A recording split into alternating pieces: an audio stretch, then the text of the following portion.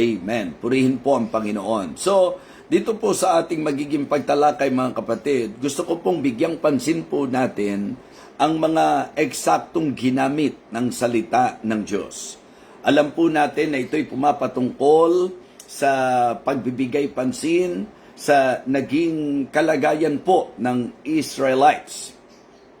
So sa pagtuturo po at pagsulat po ng writer ng Book of Hebrews, sa kanyang punto na nais bigyan ng emphasis, ginamit niya pong example ang panahon ng mga Israelita, mga kapatid. And this is actually for me it is very helpful sapagkat kailangan po natin talaga na medyo mapaalalahanan po sa ating pong buhay. So, importante na ito'y ating matutunan sapagkat sabi ko nga po sa church kagabi, posible pala na sa kabila ng katotohanan na ang Diyos ay mapagpala at ang Diyos ay may nakalaang pagpapala, posible pa rin po pala na ang kanyang tao ay hindi mapagpala. So you better listen carefully because it is for me, as I understand the Holy Scripture, it is for me a great warning and reminder to everyone na hindi natin ma-enjoy ang mapagpalang Diyos at ang pagpapala ng Diyos sa ating pong mga buhay. Alam natin na sila po ay piling bayan. Alam natin na nakatalaga na po ang promised land para sa kanila. Larawan po hindi lamang ng kagandahan, ng kasaganaan, kundi ng pagpapala ng Panginoon talaga. So, yun po mga kapatid, it is very possible na sa kabila po na ang Diyos natin ay mapagpalang Diyos at ang pagpapala po'y nakalaan, pwede palang hindi po natin ito ma-enjoy. At maganda po yung tinalakay po natin kagabi and pwede ko pong sabihin, maganda rin po ang tatalakayin po natin ngayon. So, pansinin po natin mga kapatid, ang sabi po ng Bible sa verse number 10, "Wherefore I was grieved with that generation." Referring to them, ano po? Sa panahon po ng mga Israelita, sila po. Ang sabi, "Wherefore I was grieved with that generation and said, They do always err in their heart, and they have not known my ways." So lagi na lang sa puso nila, lagi na lang silang nagkakamali. Kaya sabi niya, "So I swear in my wrath, they shall not enter into my rest." You see? So ang palagiang pagkakamali natin ay po pwedeng maging dahilan para ang Diyos na mapagpala, hindi tayo pagpalain.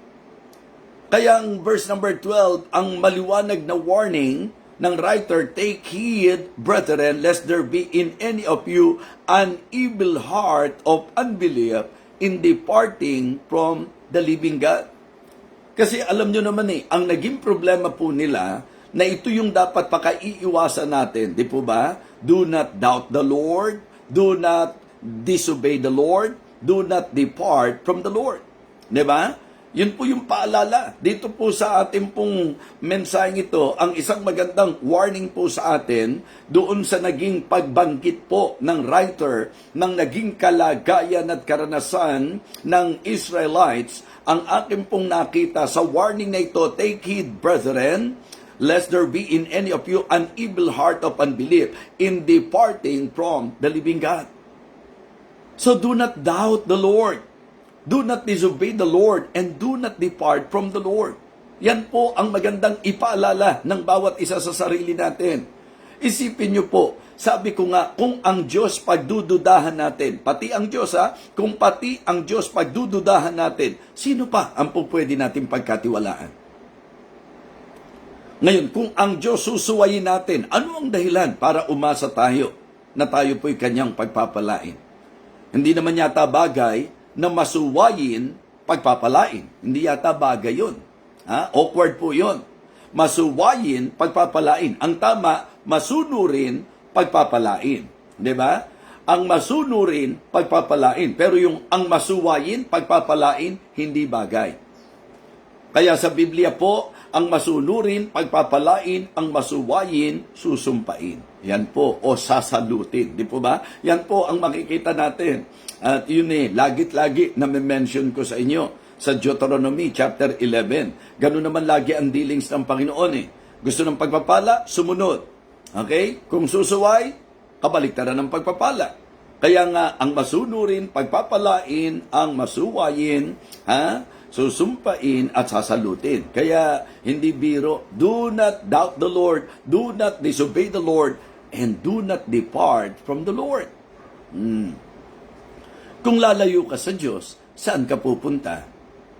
Why not ask ourselves? Because many times, ganun yung naiisip natin. Ang naiisip natin, tumalikod. Ang naiisip natin, lumayo. Ang naiisip natin, lumihis. Ang tanong ko po, kapag lalayo tayo sa Diyos, saan tayo pupunta? Ano po ba ang pupuntahan natin na masasabi nating tama at hihigit doon po sa buhay natin na nasa piling tayo ng Panginoon? Kaya don't forget this reminder, do not doubt the Lord, do not disobey the Lord, do not depart from the Lord. Yan po. So, introduction pa lang po natin yan, mga kapatid. Ngayon, sa ating punta talakayin, kasi po, yung erring heart and evil heart, sa context po, lumalabas na ito ay nagmamanifest sa kanilang unbelief. Napakamali at napakasama na tayo po ay hindi magtiwala sa Diyos. Narinig niyo po ako, mga kapatid?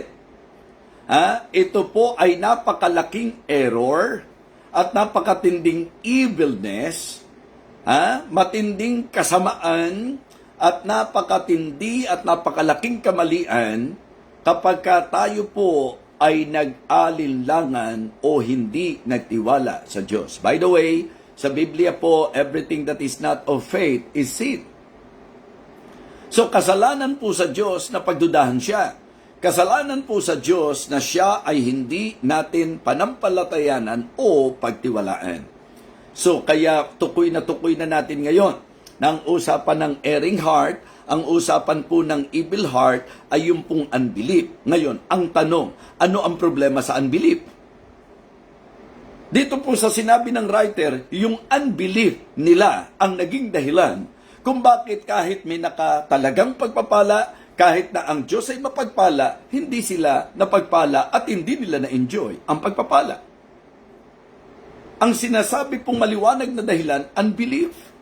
Sabi ko kanina, yung promised land, yan po'y larawan ng beauty, bounty, and blessing. Okay? Yan po yung buhay espiritual na maririts natin, yung antas ng maturity. So, if you really want God to bless you, grow. Diba? Kung gusto nating pagpalain tayo ng Diyos, tayo po'y magsilago. Importante po na makita natin na yung erring heart, evil heart na tinutukoy dito is the erring heart and evil heart of unbelief. And because of unbelief, ano po nangyari? Verse number 18 o verse number 19. So we see that they could not enter in because of unbelief.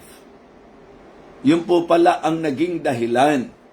Mga kapatid, mga minamahal, isang bagay na pakaiingatan po natin, ito po ay ang hindi natin pagtitiwalaan ang ating Diyos. Yan po'y matinding kasamaan. Yan po ay malaking kamalian. So malaking kamalian na ikaw ay hindi magtiwala sa Diyos. Matinding kasamaan na pagdudahan mo ang Diyos. So, ang erring at evil heart na sinasabi ko po sa inyo ay ang unbelief. Yung hindi natin pagtitiwala sa ating pong Panginoon. Now, mag-proceed na po tayo sa ating pong magiging mensahe, sa ating pong magiging puntos para sa mensaheng ito. Again, the title of our message this morning, An Erring and an Evil Heart of Unbelief. Yun po. So, paano natin masasabi, ayon sa konteksto po natin, ayon sa text po natin, diba? Paano po natin masasabi na sila po ay merong erring heart, sila po ay merong evil heart? Mga kapatid, dahil hindi po sila nakinig sa kung ano po ang leading ng Panginoon. An erring heart and an evil heart, it is not listening to God's leading. Diba? Mga kapatid, sabi ko kagabi, yung i-resist mo yung God's words. Diba? To resist God's words or God's voice, isang napakalaking kamalian dyan. Pag ang Diyos hindi mo pinakinggan, malaking kawalan, kalugihan, at napakalaking panganib po niyan sa buhay. Ang tinig na dapat nating pinakikinggan ay ang tinig ng Diyos. At ang Biblia po ang tinig ng Diyos sa atin. If you want to know God's leading, you better listen to His words. So, mga kapatid, mga minamahal, ang evil heart, hindi po yan nakikinig sa kung ano ang leading ng Diyos. Yan po, ang maling puso at ang masamang puso is not listening to God's leading. Hindi ba, ang importante sa buhay natin lagi, leading ng ating Panginoon Diyos. Okay? Importante. Sabi ko kagabi, ang importante po sa atin na wag natin pong titingnang mababaw o babaliwalain ay ang usapang Holy Scriptures and Holy Spirit. Yes, ang usapang Holy Scripture, because the Word of God, ito po ang turo at ang salita ng Diyos sa atin. Di ba? So yung conviction, gawa po naman ng Banal na Espiritu. So kaya kapag ang salita ng Diyos ipinapangaral at ang Banal na Espiritu ay kumikilos sa ating mga puso, ang ginamit na salita po, na siya namang title namin kagabi, do not harden your heart. Huwag mong papagmatigasin ang puso mo. Mga kapatid, natural na nagkakamali tayo. Natural na may panahong nalilihis po tayo. Pero may salita ng Diyos na pwede nating pakinggan upang tayo po ay i-lead, mga kapatid. Pero yung erring heart, yung evil heart, hindi makikinig yan. Diba? It's not listening to God's leading. How about you, brothers and sisters in Christ? Nakikinig ba tayo sa kung ano ang leading ng banal na Espiritu sa atin? Sinusunod ba natin kung ano po ang turo ng salita ng Diyos?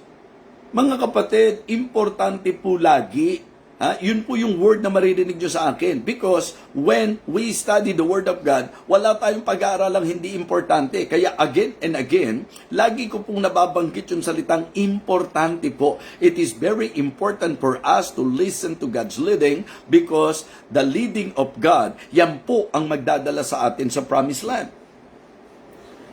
Considering na ginamit po ang Israelites as an example, it means to say na magandang medyo aralin natin. Ano ba naging problema nila? Kasado na po ang lahat. Kasado na po ang pagpapala. Kasado na po ang Promised Land. Okay? Nilabas na sila sa Egypt. Ano na lang ang kailangan nilang i-secure? Ano na lang ang kailangan nilang tiyakin? Makinig po tayong mabuti sapagkat kailangan natin ang paalalang ito. Ikaw po'y iniligtas na ng Panginoon at ang Diyos, mga kapatid, alam natin na napakaganda po ng plano niya sa ating buhay. Ang plano niya po sa atin ay ang pagpalain. Diba? To prosper us, to bless us. Yan po. Kaya sa kanila, sa ginamit na example, ang naging problema nila, inilabas sila sa Egypt. Mga kapatid, yung paglalabas pa lang sa kanila sa Egypt, sapat na para laging pagtiwalaan nila ang Diyos na kung nailabas sila. Kung aaralin niyo po, mga kaibigan, hindi po ganong kadali ang makalabas sila sa Egypt sapagkat alam niyo kung gaano katigas ang puso ni Pharaoh. But our God is really, really great and wonderful because of His amazing power. Ano po ang ginawa ng Panginoon? He manifested His power, mga kapatid. And because of that, of course, sila po'y nakalaya. Ang tanong, sila po ba'y pinalaya ng Diyos para mag-wander sa wilderness? Sila po ba ay pinalaya ng Panginoon para ipahamak? Para mapariwara ang kanilang buhay? Hindi ba maliwanag na sila po'y inilabas sa Egypt dahil dadalhin po sila sa Promised Land? Pakinggan po natin ito. Kasi hindi ka niligtas ng Panginoon para sirain mo ang buhay mo. Hindi ka niligtas ng Panginoon para magliwaliw sa mundong ito. Ikaw ay iniligtas ng Panginoon dahil meron siyang pagpapalang idinisenyo para sa iyo. And you better listen to His leading if you want to enjoy God's blessing. If you want to enjoy His blessing, always listen to His leading. Mga kapatid, yun ang susi. Nung sila'y ilabas sa Egypt, alam na nila dapat na may pagdadalan ang Panginoon sa kanila. So ang tama sana, nakinig lang sila sa kung ano ang pangunguna ng Panginoon. But the problem, evil heart, erring heart, maling puso at masamang puso, hindi nakinig sa leading ng Panginoon. Okay? Pagka po may mga nararanasang hindi magandang sitwasyon, ang takbo ng isip, balik na lang kami sa Egypt. In fact, meron pa pong gustong manguna para ibalik sila sa Egypt. Nagpakahirap para palayain tayo. Ginawa ang lahat ng kanyang magagawa para palayain tayo. Tapos kapag kami hindi magandang sitwasyon along the way, ang takbo ng isip mo, balik Egypt na lang tayo. Mga kapatid, mag-Egypt ka naman. Isipin po natin, makabubuti ba yan? Yung balikan natin yung dati, ano ba ang kabalik-balik sa dati po natin? Kaya nga, di ba naaalala nyo po, I remember na may instance na sinabi ko, yung statement na buti pa nung wala ako sa church, buti pa nung hindi ako Kristiyano, buti pa nung hindi ako di ba? Nai-involve. Kailan naging mabuti na unsafe ka? Kailan naging mabuti na hindi ka ligtas? Ano po ba talaga ang kabalik-balik sa nakaraan po natin? In fact, ang isang dapat pinapupurihan natin sa Diyos, yung tayo po ay kanyang palayain sa ating pong nakaraan. Amen? Yung alisin po niya tayo sa lusak ng kasamaan. Diba? So, mga kapatid, ang usapang evil at erring heart ay usapang hindi pakikinig sa leading ng ating Panginoon. Okay? Erring heart and an evil heart is not learning the given lesson. Sa Biblia po, isang bagay na magandang maintindihan din po natin na hindi lamang po yung mga positibong kwento ang naitala at naisulat. Try to analyze that. Isipin niyo pong mabuti yan. Ang Biblia po ba ay kwento ng mga positibong pangyayari lang?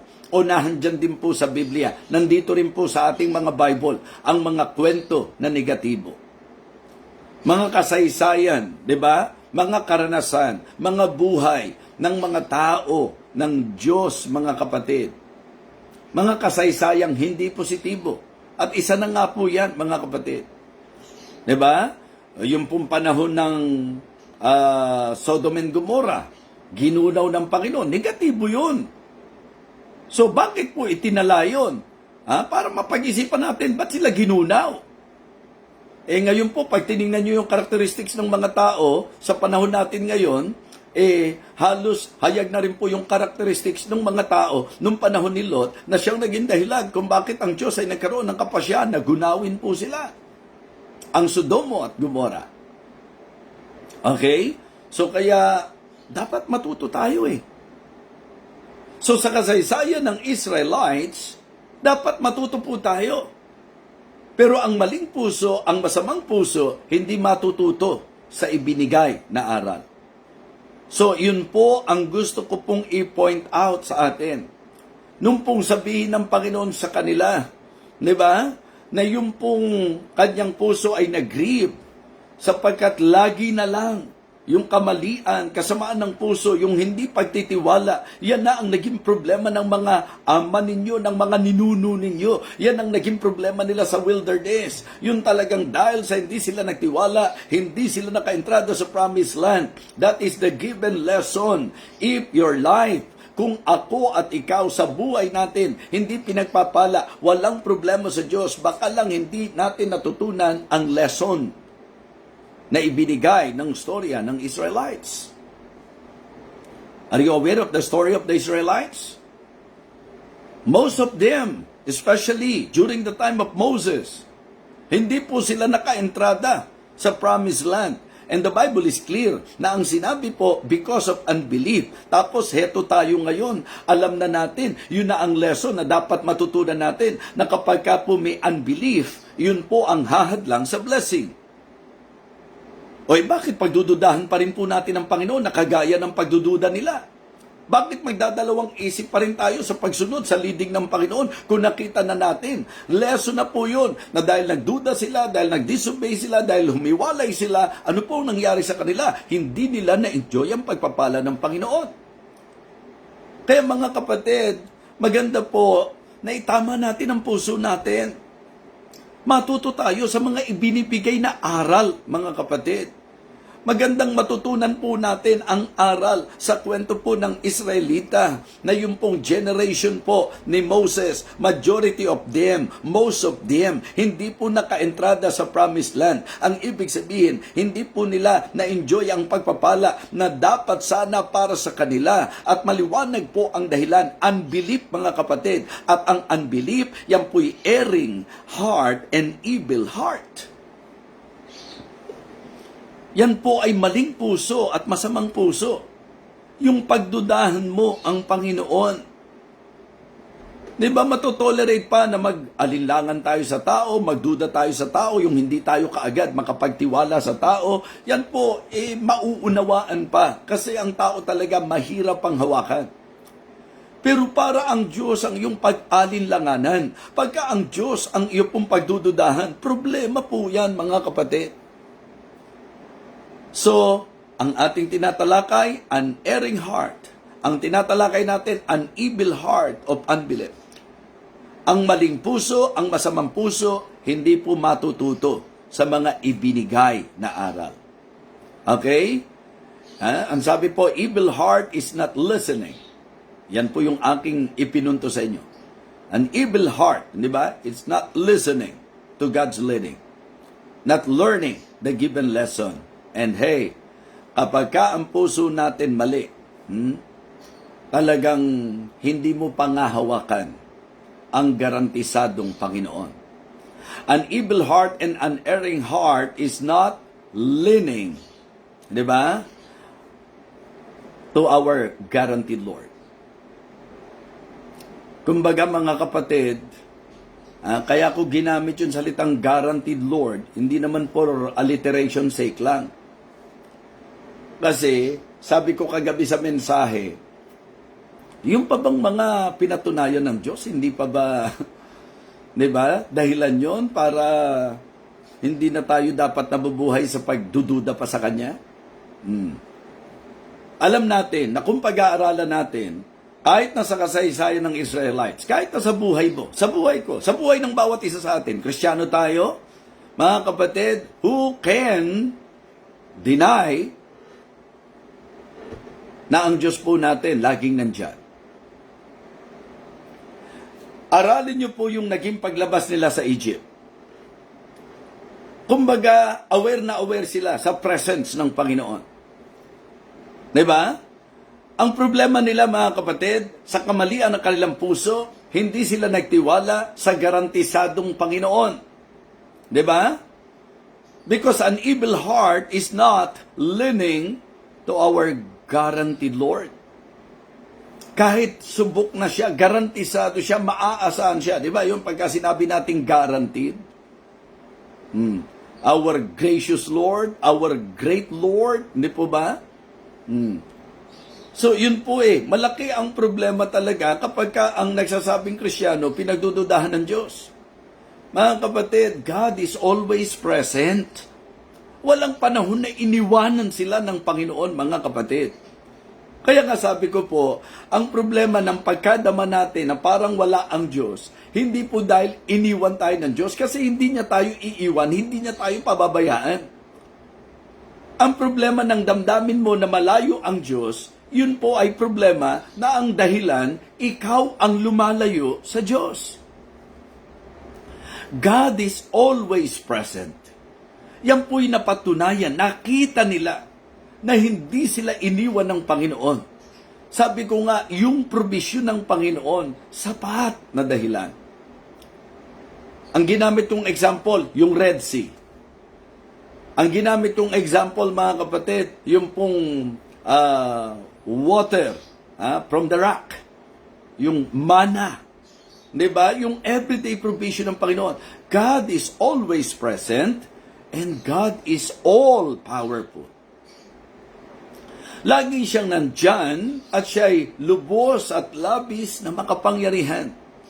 Hindi lang siya powerful, omnipotent po siya. Omnipresent po siya. Yan po ang Diyos natin. So, ang problema ng erring heart, ang problema ng evil heart, hindi magtitiwala sa garantisadong Panginoon.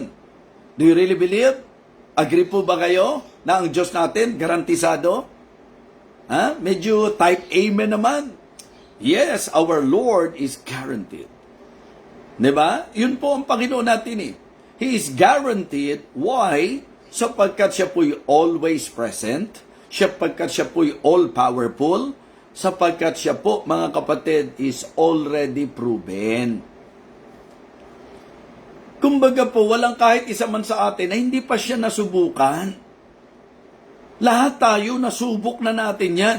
Yung iligtas lang tayo Yung baguhin lang po ang buhay natin. Yung pong iangat tayo, yung pagpalain tayo. Yung sa kabila po ng mga difficult situations, itinawid niya tayo. Lahat ng yun ay patunay na talagang ibang klase ang Panginoon. Ang tanong, kapag kayong subok na, pagdududahan mo pa, hindi ba napakamali? Hindi ba napakasama? Yung bang subok mo na, napatunayan na, pinagdududahan mo pa. Mga kapatid, many times in your life, I believe you will agree with me that God is already proven. In so many things, in so many ways. Diba? Pinatunayan ng Diyos ang sarili niya sa atin, sa bawat isa po sa atin. Mga kapatid, ito ang pinakamalaking kamalian na magagawa natin. Kaya nga sabi ko po, ang pinakamatinding danger, hindi yung poverty, mga kapatid, hindi yung persecution, hindi yung pressure na ginagawa ng kaaway. Ang pinakamatinding danger, ito po ay ang ating pong papagmatigasin ng ating puso at hindi natin pagtiwalaan ang garantisadong Panginoon. So, an evil heart and an erring heart is not listening to God's leading. Is not learning the given lesson. Is not leaning to our guaranteed Lord. Yan po ang mga maling puso, ang masamang puso ay ang hindi natin sandalan, hindi natin pagtiwalaan, hindi natin panghawakan ang garantisadong Panginoon. Ang Panginoon natin who is always present, who is all-powerful and already guaranteed. Amen po ba mga kapatid? Rebuke po ba? Rebuke po ba mga kapatid? Na yung pangangailangan mo lang, ginagamit mo pang dahilan para pagdudahan mo ang Panginoon? Hindi ba saway po yan? Hindi ba ito po ay isang matinding rebuke? Yung pagdudahan mo si Freddy, understandable yan. Yung pag-alilanganan natin ng tao, understandable yan. Pero ang mahirap maintindihan sa konteksto at usaping Kristiyano ay ang Diyos ang pagdududahan natin. Ang dami na niyang pinatunayan. Ang dami na po niyang ginawa sa buhay natin. Ang dami ng pagpapala ang in-enjoy natin. Ang dami ng hirap ang nalagpasan natin. Ang dami ng laban na napagtagumpayan natin. Ang dami ng pressure na nakayanan natin. Ang dami na pong mga sakit at sakit sa buhay na itinawid tayo ng Panginoon. Marami ng Red Sea na humarang sa atin na ipinakita ng Diyos kung paano niya hinati ang daan. Kung paano niya po tayo, mga kapatid, tinulungan. Diyan siya lagi. Napakamakapangyarihan niya.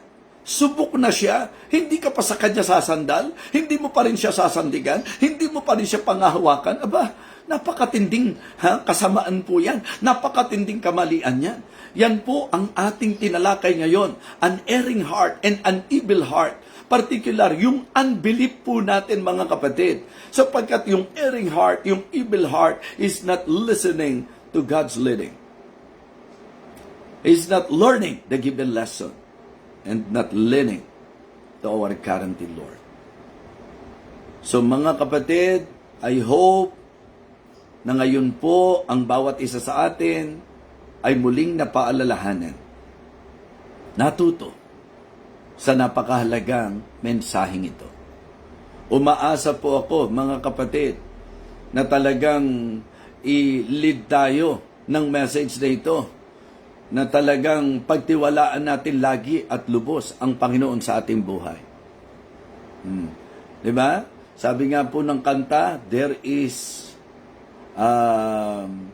no problem too big. Di ba? That God cannot solve it. Yun po yung pinaka-concept ng kanta na yun, sapagkat ang pinaka-goal ng kanta is to remind everyone that God will carry us. Pasensya na kayo, hindi po ako talaga singer eh.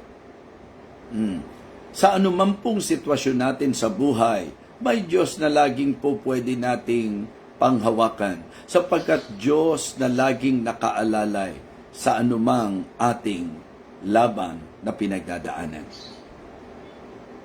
Kaya mga kapatid, mga minamahal, i-avoid natin ang pagkakaroon po ng erring heart, ng evil heart of unbelief.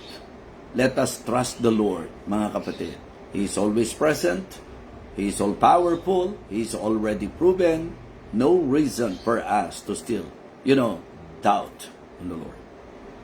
Hindi po tayo dapat magduda sa Kanya. Okay? So, mali po. Magandang umaga po sa inyong lahat. Naway na pagpala tayong muli.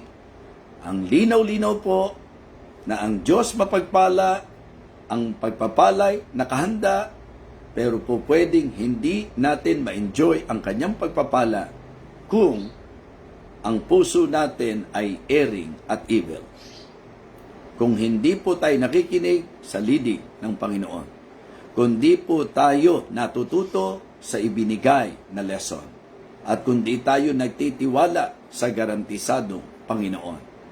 Muli po, mga kapatid, alisin po natin ang katwiran para ang Diyos ay hindi natin pagtiwalaan. Huwag natin katwiran na napakabigat ng problema ko. Wala pong mabigat at mahirap pag Diyos ang pinag-usapan. Mabigat lang yan at mahirap lang yan kung tayo po yan. But our God is always with us. Kaya garantisado po ang ating Panginoon. Let us pray. Lord, thank you so much. Thank you for reminding us again this morning. Thank you, Lord, for the rebuke. Thank you for the assurance. Lord, I pray that you will continue to teach us, especially yung pagtiwalaan ka sa aming mga buhay. May we realize, Heavenly Father, na kami po'y nagkakasala kapag kami nag-aalinlangan sa iyo. At dahilan ito upang hindi kami pagpalain. Kaya Panginoon, patawarin mo po kami sa mga panahon ng pag-aalinlangan. Patawarin mo po kami sa mga panahon na nahihinaan kami ng loob at kung saan-saan kami kumakapit. Nawa ang mensaheng ito ay nagturo at nagpaalala na mayroon pong Diyos na pwedeng sandalan, na mapangahawakan, sapagkat lagi kang present, Panginoon. Because you are all-powerful and already proven. Ikaw po aming Ama, ang aming pong patuloy na pinasasalamatan sa mensaheng ito na ibinigay mo sa amin. Lord, we need this message. Thank you so much. Pagpalain mo po ang bawat isa, aming Panginoon. Ang lahat ng mga taga-subaybay ng Believer's Breakfast, pagpalain mo po. Muli po, aming dakilang Diyos. Maraming salamat. Ito po ang aming panalangin sa pangalan po ng aming Panginoong Jesus. Amen.